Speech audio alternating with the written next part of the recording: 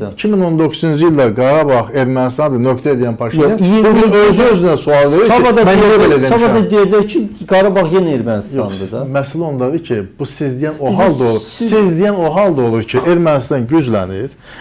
Biz deyəndə bizim 5 milyard dollarlıq hərbi büdcəmiz var. Deyir, məndə 7-dir. Məndə 8-dir. Mənim ordumun da səndən az deyil və dəstəyi də böyükdür. Mən danışıram ki, iqtisadiyyatımız ondan güclüdür. Hərbimiz ondan güclüdür. Səfərbər olunmuş cəmiyyət bizdə. Vətəndaş həmrəyliyi bizdə. Dünya səviyyəlidir bizdə. Belə olan vəziyyətdə qalib gəlmiş dövlət də bizik. Və belə olan vəziyyətdə şərtlər də biz edirik. Nə ehtiyac var ki? Ehtiyac olur ki, biz zəif olsaq, dediyim imzalayır. Əgər güclüysə, diktə eləyirsə, şərtlər bizi qane edir. İkinci bir məsələ, siz rəqəmlər şərtlər bizi qane edir. Şərtlər zaten qane edir bizi. Baxın, siz rəqəmlər siz hesab edirsiniz ki, partiya olaraq dünya səviyyəli lider, Yeni Azərbaycan Partiyasının sədri Cənab İlham Əliyev Ermənistanla sülh müqaviləsi imzalamaqda düzgün addım atmır. İlham Əliyev beynəlxalq təzyiqin qarşısını almaq üçün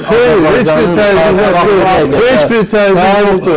Azərbaycan dövləti heç bir təzyiq yoxdur. Heç bir təzyiq yoxdur. Azərbaycan baxın dünyada bütün dünya bizə deyir ki, sülhə gəlir. Şurasının cəmi 2 il bundan qabaq 2 dənə tərəfkar